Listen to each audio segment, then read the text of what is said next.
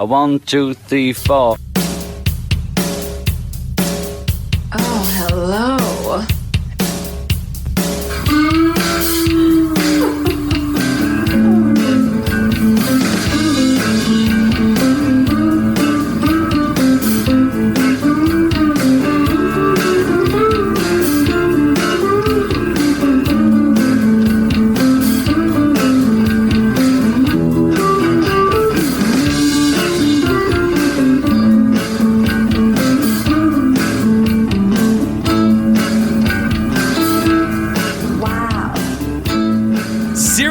Rock Talk back on the dial, traveling at a speed of 33 1/3 RPMs, where the vinyl will bring you to your preferred destination.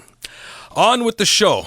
Good evening, good morning, good afternoon, wherever you are. I'm your host, Ferris Kennedy, and in the studio booth with me today, on the other side of the glass, a man who's good friends with Gilbert O'Sullivan. How do you know that name? Just a little while from now. Yeah, I love him. He's a double hit wonder. In your name, sir? Dr. Ian Clark. Dr. Ian Clark. And in the booth with me, by popular demand, you guys wanted her back. We wanted her back. She wanted to come back. She's also good friends with Olivia Rodrigo, none other than the multi-talented 12-time Juno Award winner, Regina Bianca. Hello. Hello. Yeah. Told you guys we'd get her back. It's just because of conflict of schedule. That's why. It's not as if she didn't want to come back. We got lives. This is how it goes. How are you, Regina? I'm so good. I'm actually so excited to be back. So thank you for having me. Oh, you're welcome. We're happy that you were able to make it on this beautiful, semi-mild evening, I guess. The weather's finally got back to normal, but here we are. So today is a topic that actually Regina brought to our attention, and she says, "Gentlemen, I have an idea." And I'm like, "Shoot." And we're like, "Great, we're going to do it." Yeah. So it's boy bands. Okay, boy bands? Boy bands. All right. So boy bands are a term that encompasses from the Beatles, 1957 to 65, then after they became classic rock band, to One Direction. This is where I'm going. They are a staple in mainstream music, and with their style and image, they really emerged into their own in the 1990s to becoming iconic music staples in that era. So we're talking about boys bands. They seem to be formed with 4 or 5 members, and at times can also be co-ed, i.e. Ace of Base, A Touch of Class, S Club 7, and Sky. In Canada, they tried to make their own staple in boy bands in the year 2000, 1 year after BSB hit their pinnacle. The race was always between BSB and N'SYNC, both from Florida, as they emerged Canada. Came out with their own boy bands like the teenage family band of the Moffats, which they left country music for pop and then made their major label debut in 1998 called Chapter 1, A New Beginning. Then we have Montreal's Sky, released its major label debut in 1999, Piece of Paradise, and Soul Decision, B44, and McMasters and James arrived with their major label debuts in 2000. No One Does It Better Than Me, B44, and McMaster and James respectively. I see Regina fist pumping here. Also active during this time, Wave, Voices in Public, 3 Deep, Identically Different and Distinct Nature, lots of dyed hair, and funky outfits. This is what I have for my introduction for boy bands, and I like how Regina just fist pumps. She's just fist pumping there because you're setting me up. I'm setting you up. But we're going to go back a little bit into time, my dear, because you and I were not there. And Dr. Clark apparently was there, as he's bragging about it. I was a little boy, but I remember some of this. The boy bands do go way back. I think in a lot of ways the Beatles created the template for boy bands. They were never called a boy band at the time. That term didn't come until later, but they all had the same haircuts, the same suits. Paul was cute, Ringo was funny. They all had their own little personalities that were played off them. It was a time of invention. And then Beatlemania happened, and it revolutionized this audience craze that no one had seen really. First with Sinatra, then with Elvis, and then the Beatles. It really only happened 3 times. When you get thousands of young women, like 5,000 young women per one guy, if you see the old shots of Beatlemania, This was always one confused-looking guy that he doesn't know how he got there, and these screaming, crying 14-year-olds. The Jackson 5 quickly fell into this definition upon their founding in 1969, and they became the blueprint for the genre throughout the 60s and 70s. They sure did. They had great choreography, great harmonies, great vocals. They had a curated image, dedicated fans, and they had lots of posters to put on the walls. So you can't really talk about boy bands from this period without talking about teen idols. And so stick around. I'll get to that too and how they correlate. So let's do a rundown of boy bands or teen idols and singers from the 50s to the mid-70s. And folks, to put it in perspective, I'm talking about really mostly U.S. artists here. I sneak in a few Brits, but it's mostly U.S. 1956 was really the first teen idol. And that's Paul Anka. Yeah, he's Canadian, but he made it in the U.S. There's a great National Film Board documentary, by the way, called Lonely Boy. And it kind of documents Paul Anka in New York, in which you realize he's such a charming young guy. Maybe not great songs. He had, Put Your Head on My Shoulder and Diana, but he's such a charmer. 1957, the Everly Brothers. Two cute guys with great big pompadours.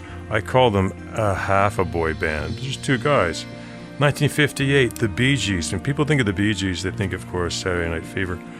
They're brothers. They were together in 1958, and they're on Australian television. 1950 also was Rick Nelson, who I think is also he encapsulates so many qualities of a teen idol. Good-looking guy. He was on a show called Ozzie and Harriet, which was real-life parents.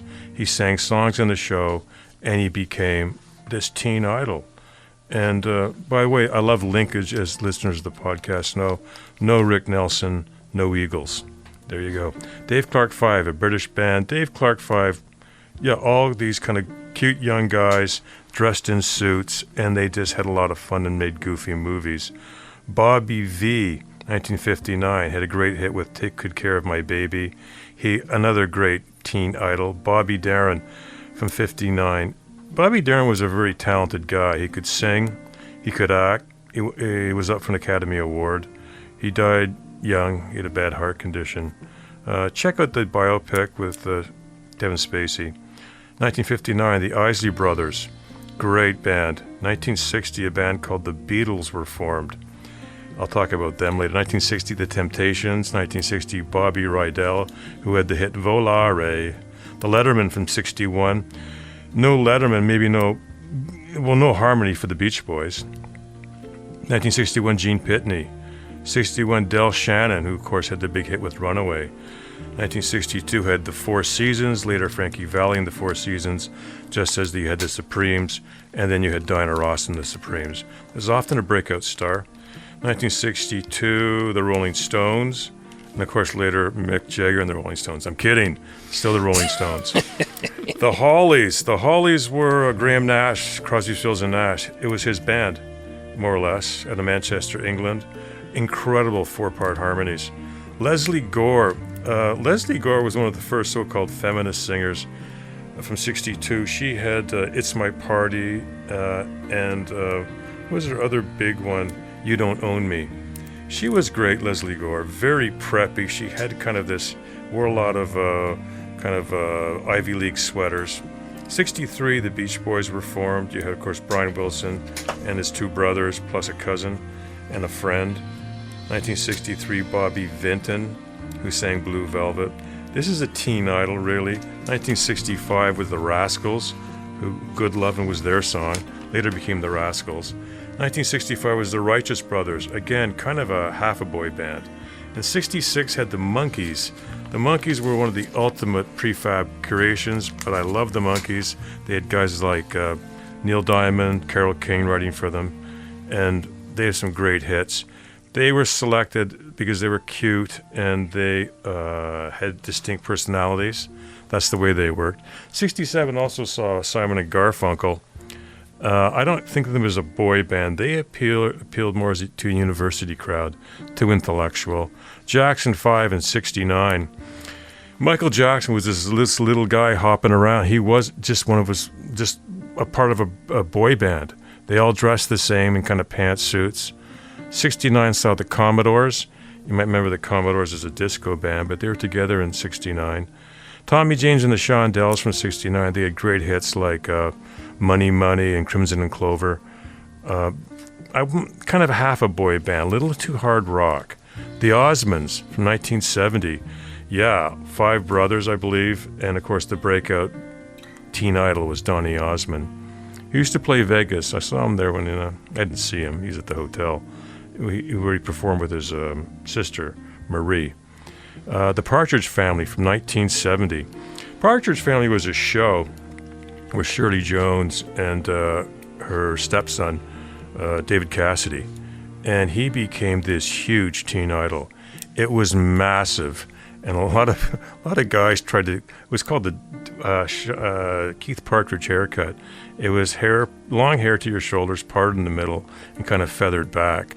And he's responsible for this. He was so huge, he influenced guys, and a lot of young girls had David Cassidy posters on their walls.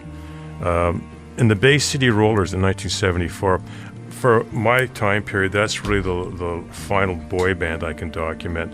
They were a Scottish band. They all dressed the same, and they got really badly ripped off by their manager, and they're really bitter about it.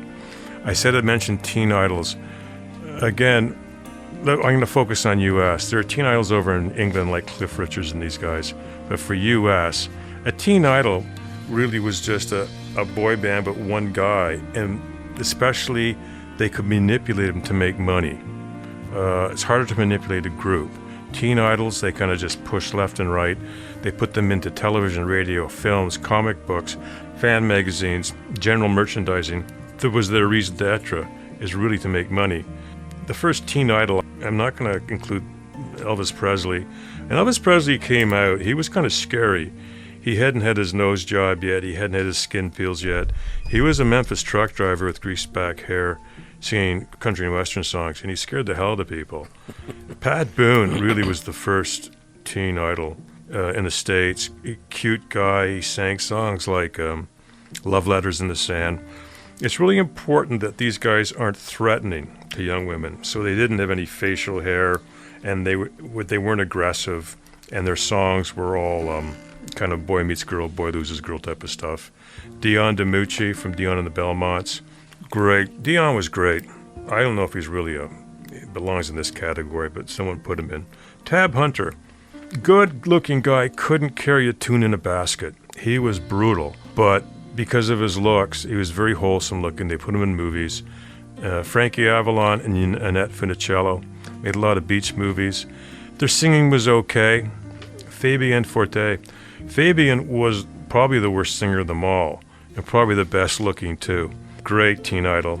Davy Jones. Davy Jones, people don't know, he had 2 or 3 albums before he was in the Monkees.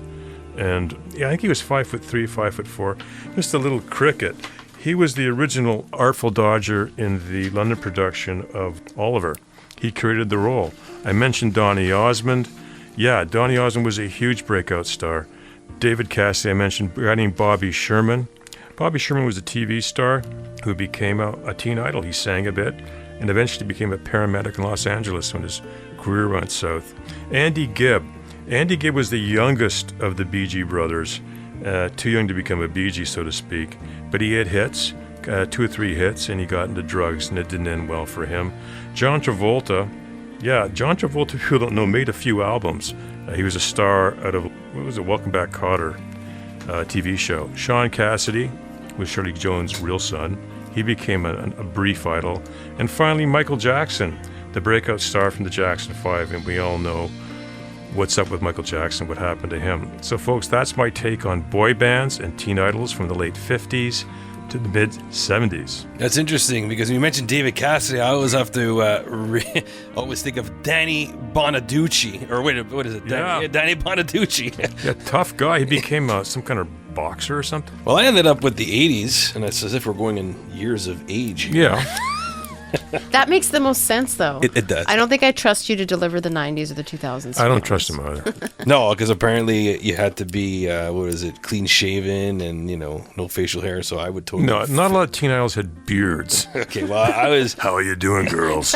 Good to see you. I had a beard at age 5, so I'd like to thank my parents for that. So when it came to the 80s boy bands, the biggest one is always going to be New Kids on the Block, affectionately known as NKOTB.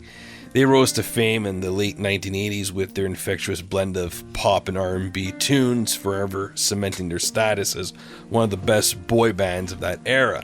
And they had 5 talented young men from Beantown, known as the two Knight brothers, Jonathan and Jordan. We had Joey McIntyre, Donnie Wahlberg, and Danny Wood. And, the big song, Step by Step, Ooh Baby. Are you playing an album? Oh, it's you. Please Don't Go Girl. And Whoa, hanging tough. Then, Remarkable. Then we also had New Edition, which is emerging from the Roxbury neighborhood of Boston in the early 80s, and they revolutionized the boy band genre with their unique blend of R&B, soul, and pop. And yes, everyone, this is where Bobby Brown got his big break. So it was Bobby Brown, Ricky Bell, Michael Bivins, Ronnie DeVoe, Belle Biv DeVoe, and Ralph Tresvant, who's, everyone knows Ralph I Tresvant. didn't know Bobby Brown was in the band. Yeah, Bobby Brown was a New Edition. Interesting. Another boy band, Norwegian sensation, Aha, brought an invigorating combination of synthesizer. They said they had a couple of hits. I just know Take On Me. So, I think that's the only one everybody knows. Yeah, really. That is such a hard song to sing. but it was a compromise of Morten Harket, Yeah. Magna Furlholmen, and Paul Wakatar Savoy. I would say they're Scandinavian. They're Scandinavian indeed. Wham, believe it or not, the vivacious British duo consisting of George Michael and Andrew Ridgeley. They, Wake Me Up Before You Go, Last Christmas, and Freedom. Not the 1990 reprise, just the original one that they did. Another British trio comprised of the Thompson twins, actually, which was Tom Bailey, Alana Curry, and Joe Leeway. They emerged Good early in band. the 80s, with their unique synth pop, their new wave synth pop, and post-punk, apparently, that set them apart from contemporaries. Hold Me Now and Dr. Doctor are their biggest hits. Another boy band, which I was shocked that they considered as a boy band, but then I realized, Pet Shop Boys. A different kind of boy band. Yeah, that's right. Neil Tennant and Chris Lowe burst onto the 80s music scene with their infectious blend of synth pop. Obviously, West End Girls, Go West, It's a Sin. Boys to Men. Yes, Boys to Men. They were prominent at the tail end of the 1980s, and they quickly became simonious with their exceptional vocal harmonies, heartfelt ballads, and unforgettable performances. It is hard to think that they were considered a boy band. I personally do not consider them a boy band. I consider them R&B because they were actually men. That, they weren't really teens when they started. So this was composed of Nathan Morris, Wanya Morris, Sean Stockman, and Michael McCary. Good old boys from Philly. Another boy band from the 80s, hailing from Bath, England, Tears for Fears. They're touring. Everybody Wants to Rule the World, Shout, Mad World. Believe it or not, Hall & Oates are considered a boy band. Oh, come on. This really? is what I have, yes. The dynamic duo of Daryl Hall and John Oates, who do not like each other anymore. Well, they're in court. They're in court. They don't like each other. Again, they're known for Your Kisses on My List, Private Eyes. Men at Work, Australian sensation. Men at Work captivated the world in the early 1980s. For a minute, I thought it was Men Without Hats when I was reading it, so let me just clarify that. Ian, I think you'll know this one, and Regina, I think you'll know this one too. Culture Club. No. Boy George. That's not a boy band. Yeah, led by the inimitable Boy George. They burst onto the music scene in 1980 with their electric blend of pop, soul, and reggae, as well as their colorful I guess it's a boy clothing. band, kind of. All right, maybe Regina will know this one here. Jodeci. Oh, yes, that one I know.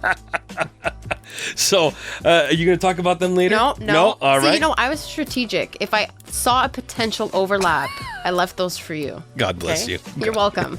So Jodeci, through though they rose to the early 90s, their foundation in the late 80s laid the groundwork for their domination as one of the premier R&B boy bands, comprised of two sets of talented brothers, Casey and Jojo Haley, and Devonte and Dalvin DeGraat. Oh, I'd hire them for their names. Here's another boy band Regina might know, Tony, Tone. Yes. Are you covering them? Nope. All right. Again, I was strategic. Formerly, they were formed in Oakland, California, and they had their song "Feels Good," "It Never Rains," "Anniversary," and then they had that other one. Oh my God, I don't remember the name, but you go a lot of day, hey, a lot of day, hey. If you had my loot, that's the one. Another boy band, and I know Regina did not cover this one because she was still a Watch it be small on my list. child. Belle Biv DeVoe. No. All right. Again, formed by New Edition members Ricky Bell, Michael Bivians, and Ronnie DeVoe. Here's another one, and I know Regina doesn't have this one. Menudo. I did see it, but I excluded it. You are right. Actually, Menudo, I do know. Yes, and that's Ricky Martin. Yeah. You know, obviously from Puerto Rico. Another one here. I know Regina did not have this one. Ian, I'm surprised you didn't throw this one in there, but Madness. No. I wouldn't say it's a boy band. They're not marketed that way. Well, affectionately known as the Nutty Boys. That's what they're No. That's what they were. No, I would have heard Nutty Boys. That's what it is. So Stop it. Apparently, they brought their distinctive brand of ska-infused pop and energetic live performances to the 1980s music scene, hailing from London. I saw them live. Yeah, they're a good band. You know, here's another one, Ian, which I'm really surprised you didn't throw on your list. No, because I only went up to the mid-'70s. Frankie Goes to Hollywood. Okay, we're going to have to do a separate show here about, in quotes, boy bands. Frankie Goes to Hollywood. Okay. Relax. Don't do it. That's right. I thought it was actually a Duran Duran song, but hey, here's something that most Canadians will remember. Platinum Blonde. Yeah, I guess they were a boy band. You're right. They were the most prominent boy band in the 1980s in Canada, with singles such as Standing in the Dark, Not in Love, and It Doesn't Really Matter. So to me, they are actually a spin-off of this other boy band, Duran Duran. Yeah, kind of. Yeah. English pop rock band formed in Birmingham in 78 by singer Stephen Duffy, Nick Rhodes, John Taylor, and Simon Colley, and another drummer by the name of Roger Taylor, not Roger Meadows Taylor from Queen. Do not mix them up. And what I wanted to do for the 80s, I wanted to just do some notable mentions, real simple. Gerardo, Ecuadorian rapper. Regina, Gerardo. Rico. Okay, no, I'm Suave. just in my mind. I'm like, you copied my whole delivery. Like, we did not sit together when we discussed this, but I'm like, the delivery and how I organized it is kind of similar. So you stole my shock factor. What a guy. I'm gonna fight you later. All right. Yeah, do it. Corey Hart. Corey Hart. He's kind of more of a teen idol. And then Ricky Martin. That's not boy band. No, just notable mention. Oh, I'm going Ricky Martin's a teen idol. He's It's just not a notable mention. It's just a notable mention. Okay, But my now notable I have. mentions are different. Now we got the real generation of boy bands.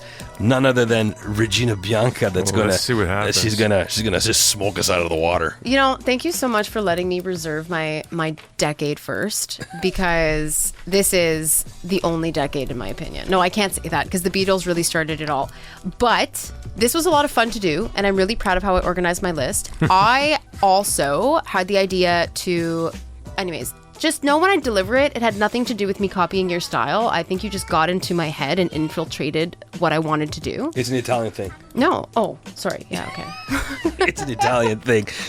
I don't have many Italians in the booth with me, so when I do, I get all excited. Yeah, we just like our brains We sync. blend, you know. We're gonna be sharing pasta recipes soon, so it's all good. Well, like I said before I got here, I did just make a tomato sauce, so we'll exchange secrets. Well, to be fair, 2 decades. All right, so I had 90s and 2000s, and I have to say I'm really proud of how I organized the list, not necessarily in chronological order, but it just flows. So, of course, I have to start off with my personal favorite, the Backstreet Boys. Famous for hits like Everybody, yeah. Shape of My Heart, Quit Playing Games with My Heart, and I Want It That Way. With members known as AJ McLean, my personal favorite, the bad boy. I always go for the bad boys. Yeah, okay. And then Complete 180, my sister's favorite, Nick Carter, Pretty Boy. Yeah. Brian Luttrell, Howie Duro, and Kevin Richardson formed in 1993 in Orlando, Florida. Fun fact, Brian and Kevin are cousins. They are still going strong today. That's 31 years to be exact. And as the lyrics to their hit single Everybody says, as long as there'll be music, we'll be coming back again. So they're still floating around. See, I thought it was Nick's uncle, Kevin. That's where I was confused. No, because Nick was really, really young. I want to say he was like, oh my God, 11, 12. Like he was a baby when he first joined. But I always thought it was Nick and Brian that were cousins, but it's actually Brian and Kevin. And no one talks about Howie. No. He's like the Danny Wood of NKOTB. You know, but hold on, let me get into it. Let me tell you, I got it, because you can hear the transition. So they rose to fame in 1996 with their debut album, Backstreet Boys, which they attributed their fame to Montreal. Do you guys know why? No. So Montreal was the first city in North America to play their albums and show them some love. So they make a point of every tour to specifically come to Montreal and Ottawa for that reason. If it wasn't for that, they would not be this big boy Interesting. band. Yeah. Quebecers have a thing with, at that era, and I grew up in that era, they were going haywire for it. They loved it. They ate it up. So there was, and I'm going to go in this with the next band as well, but there was a documentary that was done on Prime, Amazon Prime, and Prime Video, whatever it is. I want to say it's called In a World Like This, to match the title of not their last album, but the second last album that they did. And they basically were under the management of Lou Pearlman. Is that his name? Is that what I have here? That name sounds familiar. I've heard of that name, actually, as a manager for the for BISB. Yeah. BSB. So BISB. So they, after they parted ways with him, because he was part of this Ponzi scheme, and you know he screwed them out of a whole bunch of money. So after they parted ways, that's when Howie kind of found his voice and said, "Hey guys, I need to actually hear myself on the album." So if you actually listen to In a World Like This, DNA, their Christmas album, you will notice Howie having a more prominent role, because he basically said, "I want equal vocal parts on these albums," which fair enough. Why not? Sure. What's that? A 20%? What is it? 25% rule? Like if you're four members in a band, it's like, just split it 25%. Well, the manager, yeah. No, forget the manager. the band. That's Yeah, it. usually. It's smart. No. So, not sure if you guys know this as well, but Kevin temporarily left the band in 2006 after the Never Gone tour, which was fantastic, by the way. And in case you guys can't already tell, I've been to every single Backstreet Boys tour, okay? So, I know everything there is to know. So there was 2 subsequent albums that were released without Kevin. So the Unbreakable album and the This Is Us album. I'd have to say the last 3 that they released were meh. Nothing will ever beat the Millennium and Black and Blue for me. And something that I noticed in the last DNA tour that they did, so they came the first time during Blues Fest, then COVID hit, and then they actually did another world tour for the same album, and I did attend both, yes, even though it was the exact same concert, don't judge me. I noticed when Brian came out, it was the first song they did to like really kick off the concert. His voice was crackling and they were delayed coming out. So we're all looking at each other being like, oh my God, is he sick? Does he have COVID maybe? We didn't know. After watching the documentary, it came out that in 2011, Brian was diagnosed with vocal tension dysphonia and dystonia. So basically, it's just a fancy term that basically says his voice comes and goes and he has zero control over it. Good Lord. So it's kind of hard because like when you're performing, it's like, oh, like I just think back at times when like Kevin's putting his arm on Brian just to comfort him, because right when he's about to put on a show, that's when his voice kind of goes. So that's the Backstreet Boys. Now, I mentioned Lou Pearlman. I can't mention the Backstreet Boys and Lou Pearlman without bringing up NSYNC. Mm-hmm. So it's only natural that they follow next, because if you were a 90s baby like I am, this was the feud. You were either a BSB fan or you were an NSYNC fan. So these guys came along in 1995, also from Orlando, Florida. And part of their rivalry with the Backstreet Boys is actually due to Lou Pearlman, the talent manager, as I mentioned. And the reason is because he formed the Backstreet Boys, kind of pitching it as this is this unique boy band. You guys are going to have that, unique formula that'll make you stand out. And then what does he do? He turns around, creates NSYNC, which is basically the same thing, only with a different flavor. So eventually he was part of this Ponzi scheme, as I mentioned as well earlier. And BSB actually filed a lawsuit, and then I think Lou died behind bars. So sad end for Lou. Wow. Well, he was a thief, was he not? He was. Oh, well. Yeah. So much so that he even considered himself as a sixth member of the Backstreet Boys. That's how much he was earning compared to the individual members. I feel bad for those guys. It happens a lot. Yeah, it's terrible. Elvis got ripped off. Elvis, he got ripped off. Oh, yeah, for sure. Yeah, bad.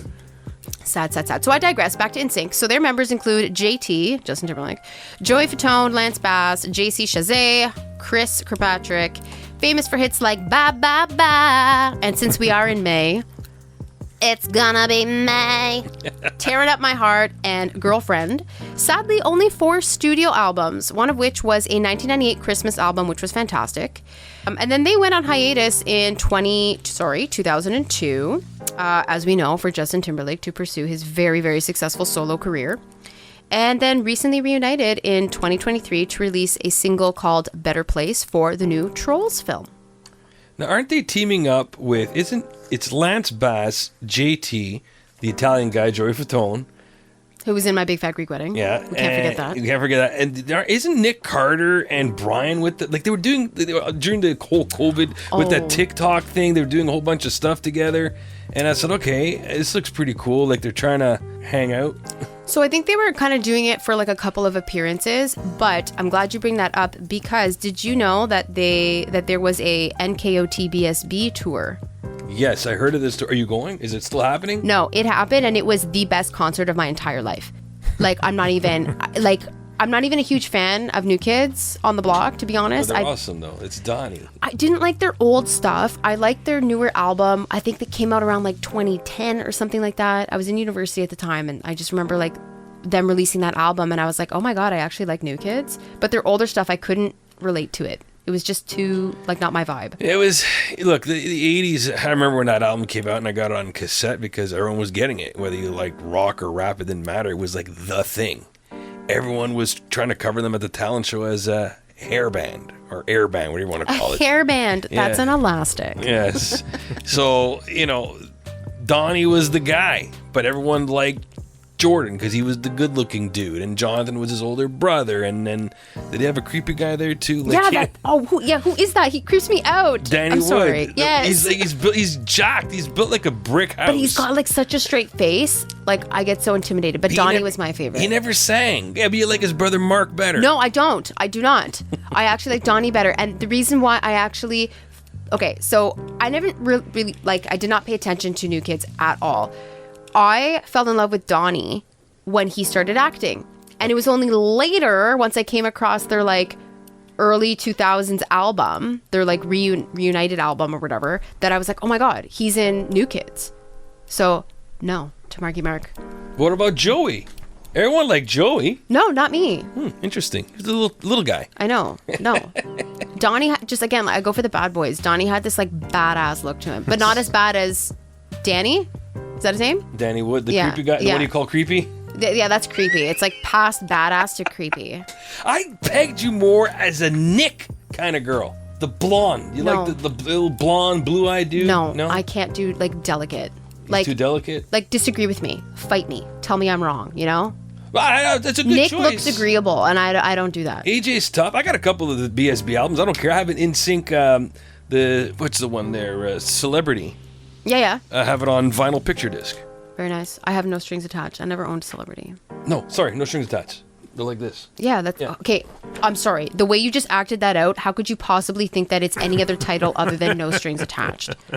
You literally just mimed yourself like a puppet. When we start doing video, Regina, we need you to come on. Yeah, I know. It's too animated for just an audio thing. When you have two Italians sitting in the studio, it gets, we grew up in overlapping generations, but at the end of the day, we seem to understand each other's music. You know what? Now I understand why the first time I was separated. Maybe that was the better idea. I just felt, why not? All right, moving down the list. O-Town. So my story of, Lou Pearlman wouldn't be complete if I didn't add O-Town to the mix. So they're a boy band group that was made famous in 2000 from the first season of MTV's Making the Band. Did you know that? No. I watched it. You did? Yeah, I did. Good for you. Liquid Dreams? Is that what it was? No, you be quiet. That's mine. Okay. Be quiet. Okay, because I have a whole setup for this. Okay. Regina's probably going to beat the tar out of me. I don't blame Live on air. All right, members, and I apologize if I don't pronounce these right. Trevor Pennick, Jacob Underwood, Dan Miller, Eric Michael Estrada, and former members Ashley Parker Angel and, Ikeka Kahono. Let's go with that. Okay. I like Estrada. Did they call him Paunch? You mean Eric Estrada? Yeah. Oh. So back to me. Okay, so O-Town, known for hits like "'Cause I Want It All" or "Nothing at All." There's nowhere left to fall when we reach the bottom. It's now or never. And thank you very much, Liquid Dreams. But I need to point this out for a minute, because if you know, you know, and if you don't, I dreamed about a girl who's a mix of Destiny's Child, just a little touch of Madonna's Wild Style, with Janet Jackson's smile. Throw in a body like Jennifer, you've got the star of my liquid dreams. Okay, when I tell you I was parading around, I don't even know how old I would have been when this came out, but I was fairly young to be shouting this at the top of my lungs and not having zero idea what it meant. But their other song these days was awesome. Their other album that they did. Okay. The O2 one. Yeah. I love that song. Oh, okay. Can you sing it? No. Damn. I don't even know if I remember it. You know what I'm talking about. Yeah. It's like, Hotel 6 Yeah, o'clock. I don't remember it that well, though. Such a, as if these guys already had a rough relationship. Right? Yeah. See, this is why we did this, because I feel bad for Ian because he's totally lost in translation here. But Oh, yeah. Regina and I are like, how does he know this? You're probably wondering how I know all this stuff. Well, It's a little suspicious, yeah. Well, no, I have nothing against music. It's all good, Like my father says, music is all relative. It is. If your relatives like it, yeah. Yeah. That was in Ave Maria. We could sing that later. Go ahead. So yeah, for O-Town, whopping 4 studio albums, disbanded in 2003 for lack of success after, That sucks. the hype of Liquid Dreams. Speaking of songs that have naughty connotations, I'm actually upset that you brought up B44. I did not think you were going to go there. Two cousins and Stop! It's mine. they're Canadian. I don't know from where though. Toronto. Really? Yeah. Why is Okay. everyone from Toronto? Hold on though. Do you have my fun facts? So B44, they are number 4 strategically on my list. B44 as in the letter B, followed by the number 44, B44, that's how it's pronounced. Ask me why they're called B44. Ask me. Regina, we'd like to know, and the audience would like to know, why are they called B44? If you're guessing, it's because there are 3 of them.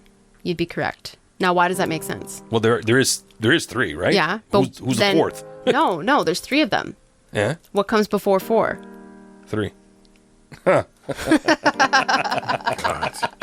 Just call yourself the Beatles or something. It's so much easier. Or the Beastie Boys. Oh, okay. So officially formed, yes, in 1998 from Toronto, Ontario. Very good. High five to Canada. Members Ryan and Dan Kowarski and Ohad Endbinder. Am I saying that right? I don't know. I think you said it just fine. So do I. Yeah? Okay. I know them as B44. I don't know the names because, again, back to my comment about the discreetly naughty singles. Get down. So allow me to just enhance your hearing for a moment. I want to know exactly what to do so that you'll never get me off of your mind. Communicate and I'll go undercover. Gonna make you come tonight over to my house. And yes, they pause in the song. Oh, but it keeps going. If you get down on me, I'll get down on you. I will do anything that you want me to. It's a game of give and take to make it through. So if you get down on me, I'll get down on you tonight. Naughty. Son of a gun.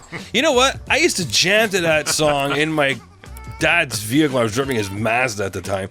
I can't believe that's what it meant. And here I think am. it's pretty obvious, dude. Wow, come on, man. Yeah, are you being serious? You're joking. You have to be. You know what? Honestly, I never really put that connotation into it. I just didn't really think of it. And I know there's a lot of subliminal messages in a lot of songs. That's not too subliminal. Gonna make you come tonight? Long pause. Over to my house? Well, if you put it that way. Like, sorry, it's not like they kept it as one complete sentence. They added the pause. You know what? I respect them even more now. Because they think just as much as I do. There you go. I said it. There you go. So another one of their hits, Just Wanna Be Your Ball and Chain, disbanded in 2004 because why other reason other than brothers left to form their own duo band. So As what? I forget what they're called. Oh, it was called like I'm not even gonna guess. Oh, shoot it. Go ahead for it. I don't know. Oh, make something up. It was like the Kowarskis? no, it was like hold on, no. It was something like that. It was sorry, what's their first names again? Yeah, it's called the Ryan Dan. Like they merged their names together somehow or something. It was so lame I didn't bother to write it down. Let me just put it I don't blame you, because if they just went Rydan. It was something close to that. Anyways. 98 Degrees. Okay, another interesting band name. So do we know why they're called 98 Degrees? Someone had a fever. Very close. It could be anything. I quote, named after the description of their body temperature and their music. There's no subliminal message now going here. No, it's like they're hot and so is their music. Depends who they find hot. One guy looks terrible with the goatee right now. He's They're old. also not in the centigrade thing. Or something. Let me ask you, who do you find better looking, Nick or Drew? I can't even tell you what Drew looks like. I was never a 98 Degrees hardcore fan. I just They came late. they did come late, and then Nick kind of branched off on his own, married Jessica Simpson. They had a reality TV show that didn't last, and neither did they. Yeah, I remember that.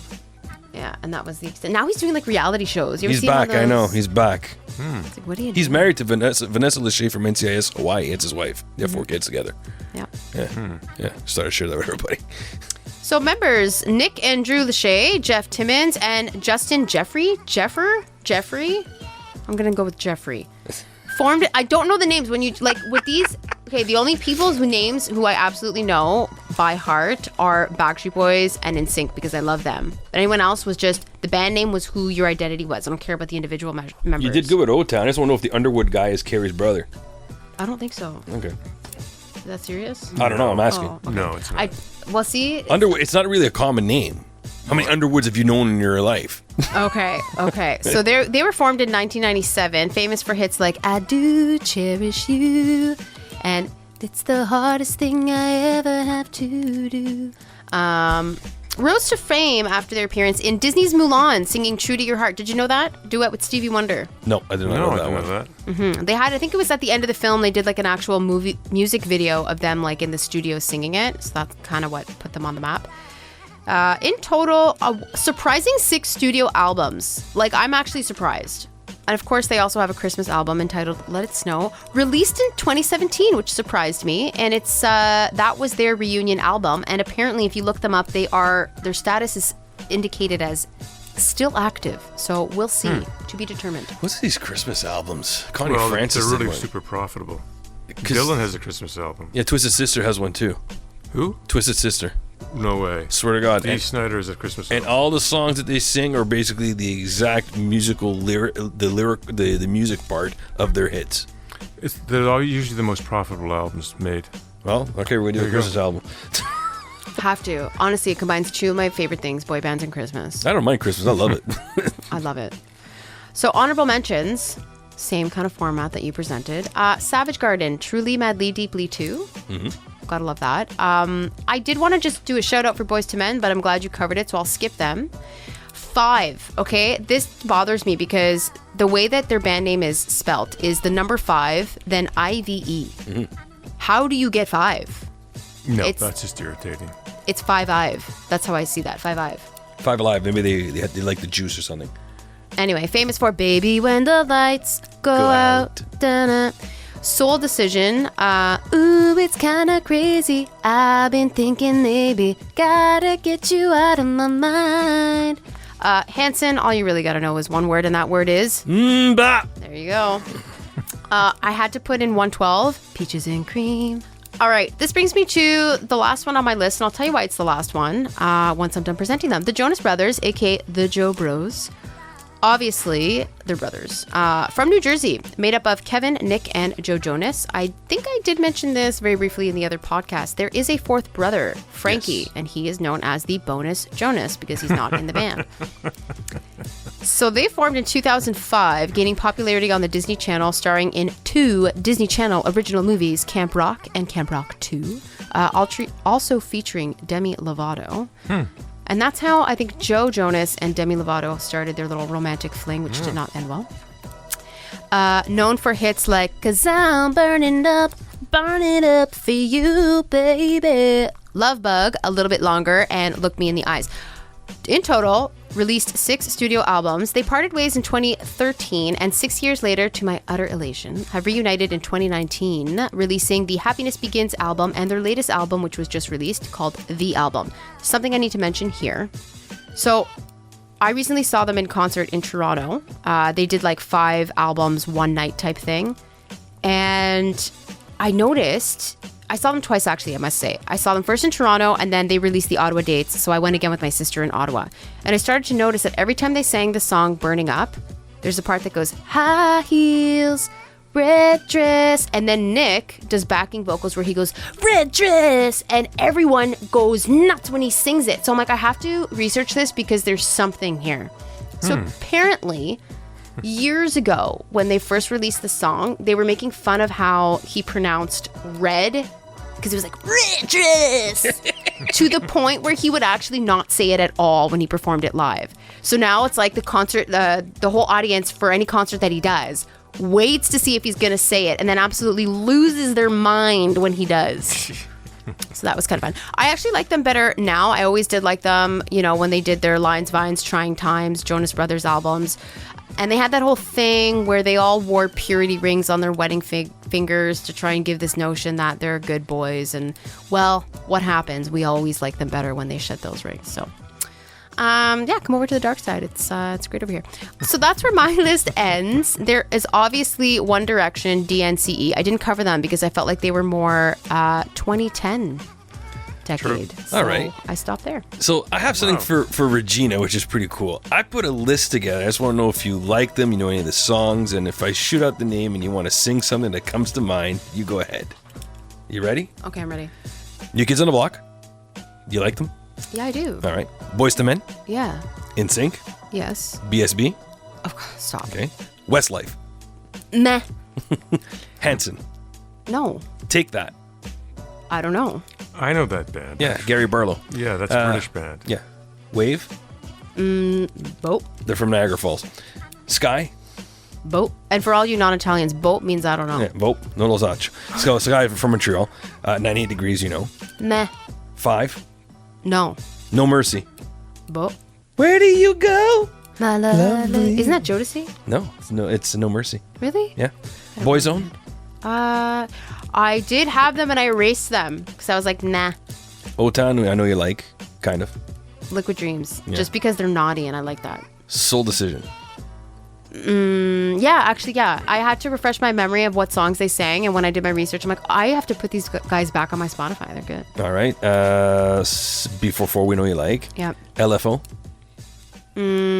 Nah. Okay. O Jardim de Salvage. Okay. Savage Garden. Savage Garden, yeah, truly madly. Dream Street. No. Another Bad Creation. Who? Okay. B2K. Bad Boys, B2K. Hold on, there's a song there. Baby, Aisha. turn around and let me see that sexy body go bom, bom, bom. Yes. Belle Biv DeVoe. Who? Belle Biv, no, okay. No. One Direction. And let me kiss you. Yes. Spice Girls.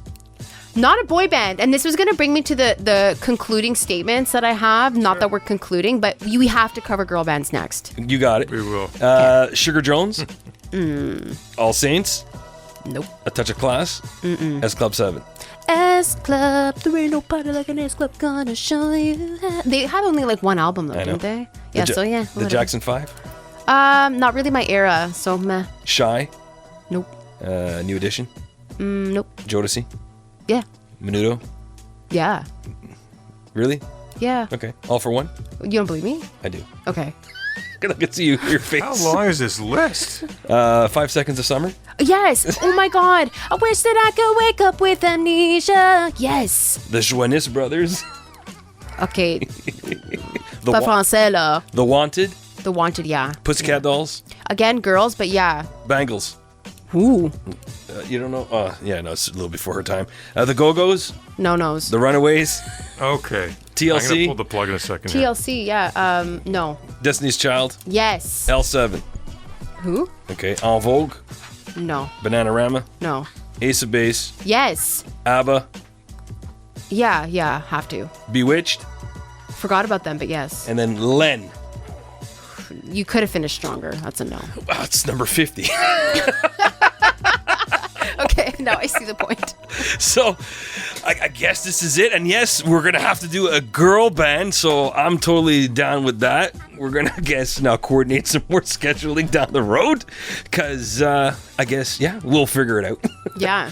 So, this is it. Dr. Clark, do you want to add anything else to this blast from the past? I was very entertained. I learned a lot of Italian words too, and it's an educational forum.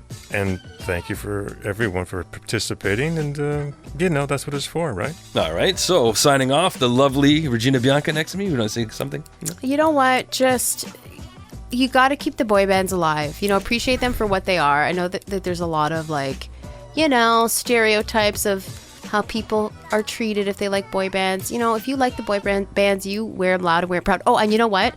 I invite everyone as a closing statement to check out my Instagram, because in honor of today's podcast episode, I posted a reel on Instagram with my dog in it, and I'm not going to give it away because I want everyone to go and appreciate it, but know that it was in honor of today. So thank you. Oh, that's God great. bless. Thank you. Thank you. All right. So, I'm going to sign off. Dr. Ian Clark, thank you. Ferris Kennedy and the lovely Regina Bianca. Au revoir. Au revoir.